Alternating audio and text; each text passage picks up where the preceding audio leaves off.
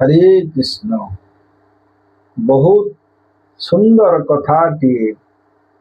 आमे जदि बेकरे तुलसी माला धारण करिबा आमर कौन लाभ होई थाए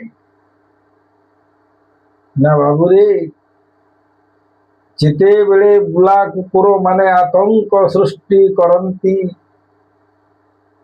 एनएसी वाला कौन करती ना भ्यान नहीं आसी सबु कुकुर मानंकु नदी की नहीं चुड़िया खाना छाड़ी दियंती ना सेते बेले को जदि कौनसी कुकुर बेकरे बेल्ट टिके जदि लागी सी बुला कुकुर हेउथाउ ना कहीं ना इमाने भावंती सीटा कार पोषा कुकुर ताकू धर नहीं सी आमको दंडित करिवो।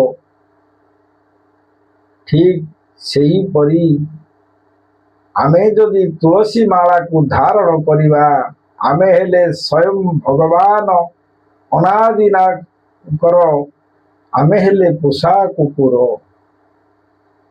ना जेते बेले जमदूत माने आसीबे आमको नबा पाई ये माला को देखी अरे ना ये जड़े विष्णुकर भक्त तेणु या छाड़ी दियो आकू जदि नेबा आमको भगवान दंडित करेंगे।